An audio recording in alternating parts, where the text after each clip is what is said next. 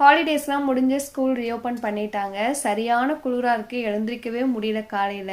5 மணிக்கு அலாரம் வச்சு இன்னைக்கு பார்த்தீங்கன்னா 6:15க்கு தான் எழுந்தேன். எழுந்து வந்ததும் கடகடன்னு தீபிக்கு பார்த்தீங்கன்னா தக்காளி சாதம் வந்து கறி கொடுத்துட்டேன். இதுக்கு தக்காளி கட் பண்ணி போட்டால் கொஞ்சம் டைம் ஆகும். அதனால நான் பேஸ்ட்டாக அரைச்சி ஊற்றி தொக்காட்ட ரெடி பண்ணி அதுக்கப்புறம் சாதம் போட்டு கறி கொடுப்பேன்.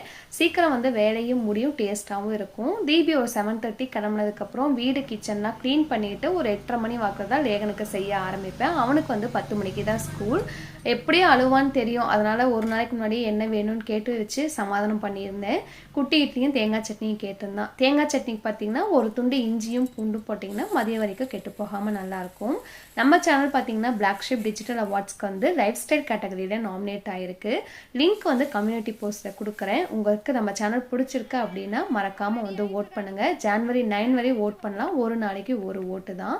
ஸோ எல்லாம் ரெடி பண்ணி லேகனையும் வந்து ஸ்கூலுக்கு அனுப்பி வச்சாச்சு.